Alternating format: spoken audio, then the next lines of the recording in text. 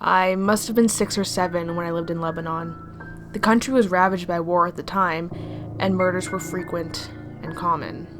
I remember during a particularly vicious era, when the bombings rarely stopped, I would stay at home, sitting in front of my television, watching a very, very strange show. It was a kid's show that lasted about 30 minutes, and contained strange and sinister images. To this day, I believe it was a thinly veiled attempt on the part of the media to use scare tactics to keep kids in place, because the moral of every episode revolved around very uptight ideologies. Stuff like, bad kids stay up late, bad kids have their hands under their covers when they sleep, bad kids steal food from the fridge at night. It was very weird, and in Arabic, to top it off. I didn't understand much of it, but for the most part, the images were very graphic and comprehensive. The thing that stuck with me most, however, was the closing scene. It remained much the same in every episode.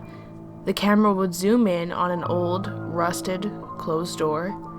As it got closer to the door, strange and sometimes even agonizing screams would become more audible.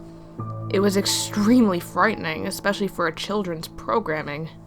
Then a text would appear on the screen in Arabic, reading, "That's where bad kids go."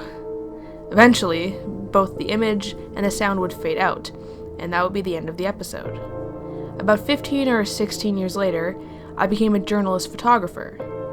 That show had been in my mind all my life, popping up in my thoughts sporadically. Eventually, I'd had enough, and decided to do some research. I finally managed to uncover the location of the studio, where much of that channel's programming had been recorded. Upon further research and eventually traveling on site, I found out it was now desolate and had been abandoned after the war ended. I entered the building with my camera. It was burnt out from the inside. Either a fire had broken out, or someone wanted to incinerate all the wooden furniture.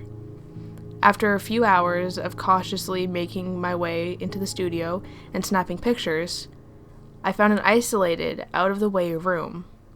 After having to break through a few old locks and managing to break the heavy door open, I remained frozen in the doorway for several long minutes. Traces of blood, feces, and tiny bone fragments lay scattered across the floor. It was a small room, and an extremely morbid scene. What truly frightened me, though, what made me turn away and never want to come back, was the bolted, caged microphone hanging from the ceiling in the middle of the room.